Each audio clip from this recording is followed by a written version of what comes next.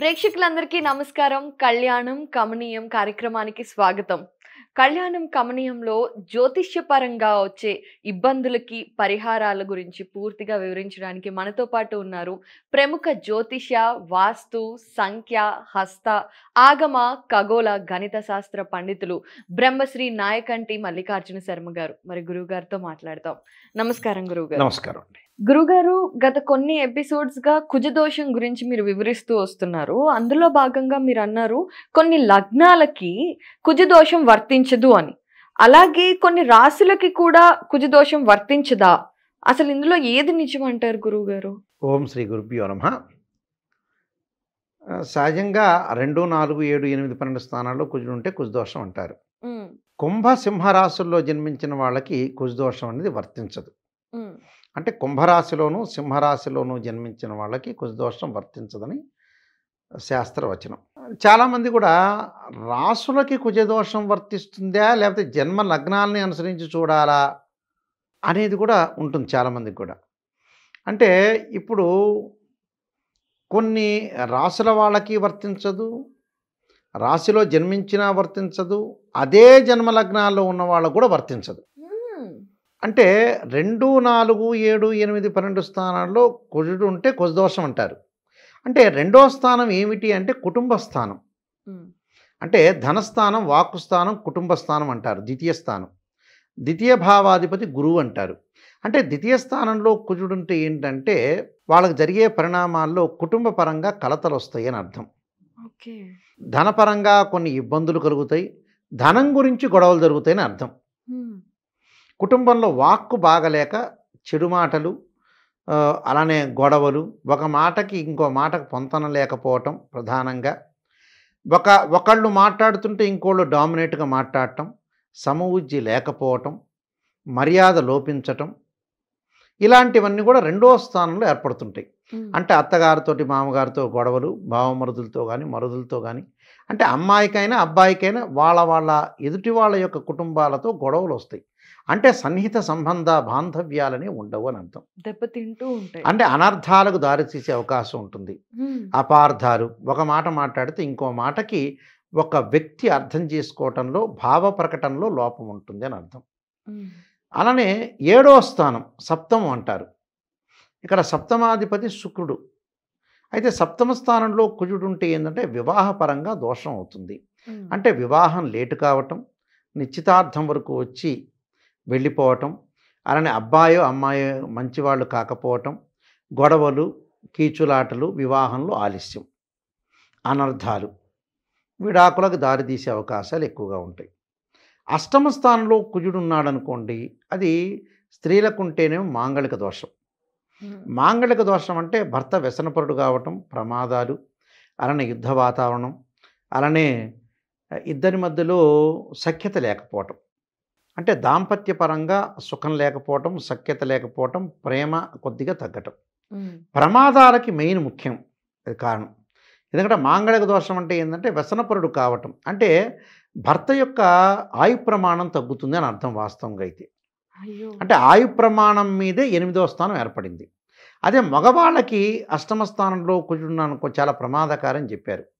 మగవాళ్ళకు కూడా ఆయు ప్రమాణం తగ్గుతుంది అని అర్థం.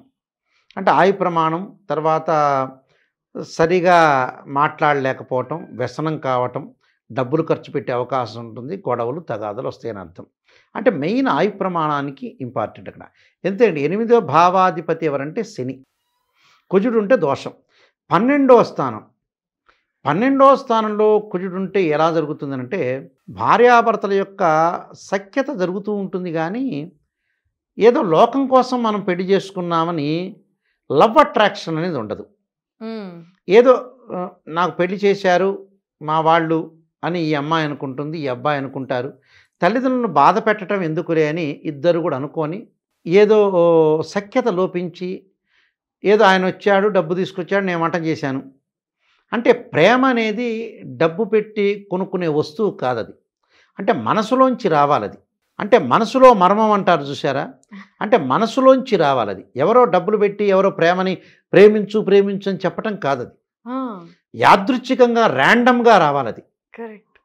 అది లోపిస్తుంది. అది లోపించి బయటకు రాగానే భార్యాభర్తలుగా ఉంటారు కానీ ఇంటిలో భార్యాభర్తలుగా ప్రేమగా ఉండరు. అంటే సినిమాలకు వెళ్ళొచ్చు, బంధువుల పెళ్ళిళ్ళకి వెళ్ళొచ్చు, అన్ని రకాలు వెళ్తుంటారు అటు. కానీ వాళ్ళలో మనస్సుల్లో లోపం ఉంటుంది. ఏదో పోగొట్టుకున్నాం, ఏదో కోల్పోయాం అనే దృశ్యం అనేది ఏర్పడుతుంది. ఎక్కడో ప్రేమ ఉంటుంది వాళ్ళకి. ఓకే. సరైన ప్రేమ అనేది వాళ్ళకు ఉండదని అర్థం. ఇది 2, 4, 7, 8, 12 స్థానంలో కుజుడు ఉంటే దాన్ని కుజదోషం అంటారు. అయితే కొన్ని రాశుల వాళ్ళకి, లగ్నాల వాళ్ళకి కూడా వర్తించదు అది. అది రాశా లగ్నమా, ఏది వాస్తవం ఏది అవాస్తవం అనేది ప్రజలకు తెలవాలి. దీనిలో రాశికి వర్తిస్తుంది, జన్మ లగ్నానికి కూడా వర్తిస్తుంది. ఏం భయపడాల్సిన పని లేదు. ఏమిటి అంటే ముందుగా మిథున కన్య రాశులలో జన్మించిన వాళ్ళకి కానీ, మిథున కన్య లగ్నాల్లో జన్మించిన వాళ్ళకి కానీ 2వ స్థానంలో కుజదోషం ఉంటే వర్తించదు. రెండవ స్థానంలో కుజుడు ఉంటే వాళ్ళకి వర్తించదు. అంటే మిథున రాశి నుంచైనా కన్యా రాశి నుంచైనా చూసుకోవచ్చు, లేకపోతే మిథున లగ్నం నుంచైనా కన్యా లగ్నం నుంచైనా కూడా 2వ స్థానంలో కుజుడు ఉంటే కుజదోషం ఉండదు. అది క్లియర్ విషయం. అలానే మేష వృశ్చిక రాశుల్లో కానీ, అంటే మేష రాశిలో కానీ వృశ్చిక రాశిలో జన్మించిన వాళ్ళకి కానీ, మేష లగ్నం వృశ్చిక లగ్నంలో జన్మించిన వ్యక్తులకు కూడా చతుర్థ స్థానంలో అంటే 4వ స్థానంలో కుజుడు ఉంటే కుజదోషం వర్తించదు. అది రాశి ప్రకారమైనా చూసుకోండి, లగ్న ప్రకారమైనా చూసుకోండి. అలానే కర్కాటకం, అలానే మకర లగ్నాల్లో కానీ, అంటే కర్కాటక మకర రాశుల్లో కానీ, లేకపోతే కర్కాటక మకర లగ్నాల్లో జన్మించిన వాళ్ళకు కూడా 7వ స్థానంలో కుజుడు ఉంటే కుజదోషం వర్తించదు. అది రాశి ప్రకారమైన చూసుకోవచ్చు, లగ్న ప్రకారమైన చూసుకోవచ్చు. అలానే ధనస్సు మీన రాశుల్లో జన్మించిన వాళ్ళకు కానీ, ధనస్సు మీన లగ్నాల్లో జన్మించిన వ్యక్తులకు కూడా 8వ స్థానంలో కుజదోషం వర్తించదు. అలానే వృషభ తుల రాశుల్లో కానీ, వృషభ తుల లగ్నాల్లో జన్మించిన వాళ్ళకు కూడా 12వ స్థానంలో కుజదోషం అనేది వర్తించదు. అంటే ఈ లగ్నం నుంచైనా చూసుకోవచ్చు, రాశి నుంచైనా చూసుకోవచ్చు. ఏదైనా సరే 2, 4, 7, 8, 12 స్థానంలో కుజదోషం ఉంటే దాన్ని కుజదోషం ఈ లగ్నాల వాళ్ళకి, ఈ రాశుల వాళ్ళకి వర్తించదు. కుంభరాశి వాళ్ళకి, సింహరాశి వాళ్ళకి కూడా కుజదోషం వర్తించదు. ఇంకా ముందుకు వెళితే కుజుడు చంద్రుడితో కలిసినా, కుజుడు గురువుతో కలిసినా, కుజుడు రాహువుతో కలిసినా కూడా కుజదోషం వర్తించదు. ఓకే. అంటే ఇన్ని కండిషన్స్ అప్లై అనేది ఒకటి ఉంటుంది. అంటే కొన్ని నియమ నిబంధనలు లోబడి ఉంటాయి. కానీ ప్రతి వాళ్ళు కూడా ఈ స్థానంలో ఉంటే కుజదోషం అనుకోవటం, భయపడిపోవటం, అనవసరమైన విషయాలకి ఏదో జరిగిపోయిందని అపోహలు. ఈ మధ్యకాలంలో పాపం కొంతమంది చుట్టాలు, బంధువులు పెళ్లి చేసుకునే వాళ్ళు కూడా కొంతమంది ఉంటారు.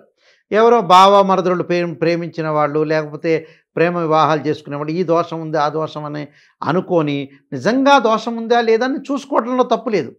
కానీ శాస్త్ర ఆధారంగా చూపించుకునేవే నిలబడతాయి. అంటే ప్రామాణికంగా ఏదైతే విషయాలు ఉంటాయో అవే ఎప్పుడైనా కూడా స్టాండర్డ్గా నిలబడే అవకాశం ఎక్కువ ఉంటుంది. ఈరోజే కాదు, రేపే కాదు, ఇంకో 10 ఏళ్ల తర్వాత అయినా, 20 ఏళ్ల తర్వాత అయినా కూడా జాతకాన్ని కరెక్ట్గా చూపించుకోవాలి. నిజంగా కుజదోషం ఉందా లేదా చూసుకొని ముందుకు వెళ్తేనే మనకి ఆ కుజదోషం లేదా ఉందా అనేది మనం తెలుసుకోగలుగుతామండి. గురుగారు చాలా చక్కగా వివరించారు. ఎప్పుడైనా సరే మనకి ఏ దోషమైనా ఉందా లేదా తెలుసుకోవాలి అంటే పూర్తిగా శాస్త్రపరమైన ఆధారంగా జాతకాన్ని అనలైజ్ చేసుకోవాలి. పైన చూసుకొని ఉంది అని భయపడడం, లేదు అని తొందరపడటం ఏది మంచిది కాదు అనే విషయాలు చాలా చక్కగా వివరించారు. ధన్యవాదాలు. నమస్కారం.